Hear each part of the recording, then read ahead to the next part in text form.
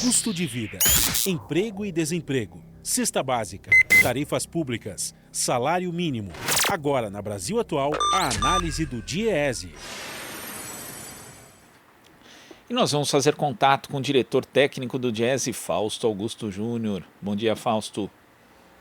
Bom dia, Glauco. Bom dia a todos.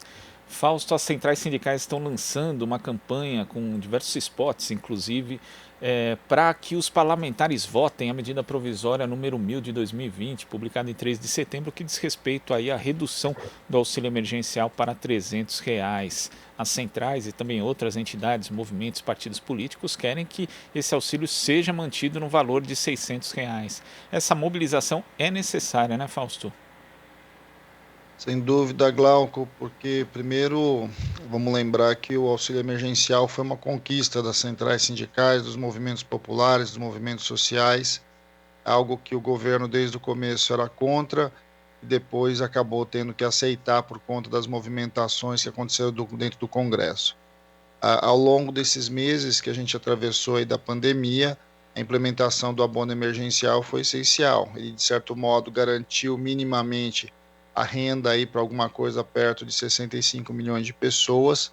Ele avançou e possibilitou que a economia continuasse girando em especial nos menores municípios, nas periferias.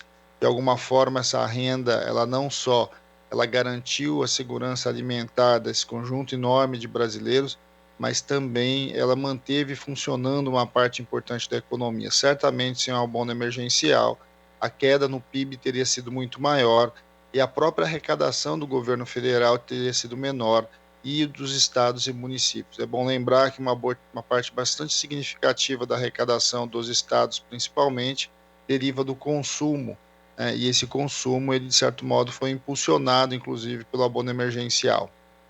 A manutenção do abono emergencial, então, nos seus patamares de R$ 600 até o final do ano, ele é uma necessidade. Não só porque nós estamos ainda em pandemia, mas também e principalmente porque a crise econômica gerada antes da própria pandemia e principalmente com a pandemia, ela se estende para além da própria questão sanitária. Ela invade as diferentes áreas da economia e coloca bastantes desafios para nós. O governo tem avançado na tese de que não há recursos para manter os R$ 600.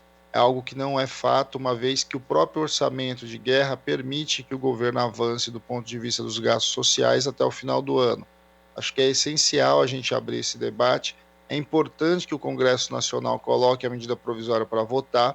O governo aposta na ideia de que, como não colocando a medida provisória, ela tem validade aí até o final do ano, então ela própria caducaria e aí já perderia o valor e o próprio programa seria esvaziado, ele seria terminado aí no final do ano. Então é importante a pressão, o movimento que as centrais sindicais vêm fazendo, os movimentos sociais vêm fazendo para a manutenção dos R$ 600 e para fazer a discussão propriamente dita da medida provisória dentro do Congresso Nacional é essencial. Nós estamos num momento eleitoral, nós estamos num momento que os deputados estão nas suas bases eleitorais e é importante, então, que ferramentas como a pressão, ferramentas como a chegada do movimento sindical, dos movimentos sociais, no meio das próprias campanhas que estão acontecendo e pressionar os deputados para que coloque a MP para votar, faça o debate com a sociedade e simplesmente não só saia reduzindo e muito provavelmente no final do ano acabando com o abono emergencial. É bom dizer, Glauco, que sem um abono emergencial, muito provavelmente a gente teria uma ampliação muito grande da pobreza extrema e da fome que já está avançando pelo Brasil. O Banco Mundial prevê aí já um aumento de 150 milhões de pessoas no mapa da fome ao longo por conta da própria pandemia. Só que no Brasil, mais de 10 milhões é o número que o IBGE garante, que indica que nós temos hoje na extrema pobreza, ou seja, vivendo o risco da segurança alimentar. Então, o abono emergencial não é simplesmente uma política ali para enfrentamento da própria pandemia, é uma política que, de certo modo, garante a possibilidade das pessoas tenham pelo menos alguma refeição por mês, algo que é essencial num país que tem na sua Constituição a segurança alimentar como um direito social. E como você mencionou, Fausto, além da questão da sobrevivência econômica das famílias, isso também pode comprometer o próprio fomento, né? A volta do crescimento econômico ou de um patamar um pouco menos ruim do que está hoje a situação do Brasil. Ontem mesmo, em uma audiência pública no Senado, o presidente do Sebrae, por exemplo, falava que dos micro e pequenos empresários, apenas metade dos micro e pequenos empresários foram atrás por conta das dificuldades burocráticas, das medidas do governo que eram para facilitar justamente o acesso ao crédito. E dessa metade que conseguiu ir, né, que foi atrás disso, só 22% conseguiram. Quer dizer, quando a gente vê essa possibilidade de redução do auxílio emergencial, provavelmente boa parte dos micro e pequenos empresários também, já que esses negócios são sustentados basicamente, né, pelo consumo, eles também devem acabar indo à falência, ou seja, tem um efeito em cadeia aí com essa redução do auxílio emergencial, Fausto? Sim, e principalmente nos comércios vinculados aí às periferias e aos pequenos municípios. É bom lembrar, né, que as pequenas empresas, para acessar os recursos que foram liberados na pandemia, têm muita dificuldade. Seja porque uma parte delas sequer tem cadastro, sequer são empresas formais, e outra parte, propriamente dito, o próprio sistema bancário vetou muito da concessão desses recursos. De todas as políticas que o governo Bolsonaro investiu aí, ou pelo menos anunciou ao longo da pandemia, a que de fato teve impacto efetivo e é fácil de verificar foi o abono emergencial. O abono emergencial, ele de alguma forma chegou nos rincões do Brasil, ele manteve a economia funcionando e de alguma forma ajudou a segurar aí a questão da pobreza.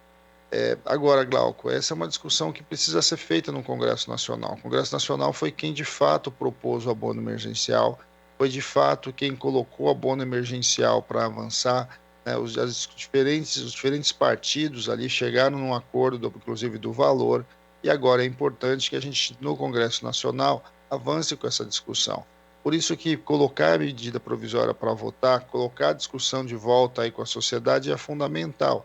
É fundamental que a sociedade saiba quem de fato apoia agora o abono emergencial, quem é contra o abono emergencial, quem não vê sentido em um gasto social como esse, quem acredita então que você pode voltar ao mapa da fome, que você pode, de certo modo, ali colocar mais de 10 milhões de pessoas aí de volta da extrema pobreza. Acho que são questões que estão colocadas, são questões fundamentais e que a gente precisa fazer esse debate.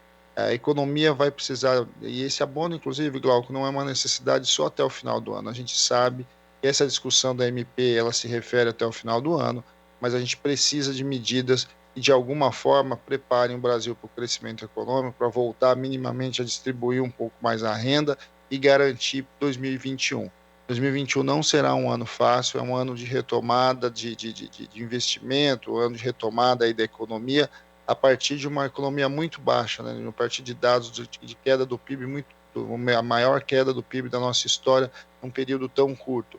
Não será muito fácil, as famílias precisam de renda, há muita dificuldade, inclusive para você retomar diversas áreas do mercado de trabalho, a taxa de desemprego continua crescendo e, de alguma forma, a gente precisa de medidas como a continuidade do abono emergencial, a ampliação das parcelas do seguro-desemprego com uma outra parte propriamente dita. São medidas bastante importantes que a gente tem aí à disposição e que o governo, em especial o Congresso Nacional, precisa se posicionar. Tá certo, Fausto. Muito obrigado pela sua participação aqui no Jornal Brasil Atual e até a próxima. Até a próxima, Glauco. Bom dia a todos novamente. Bom dia. Conversamos aqui com o diretor técnico do Diese, Fausto Augusto Júnior. Você está ouvindo Jornal Brasil Atual. As notícias que os outros não dão.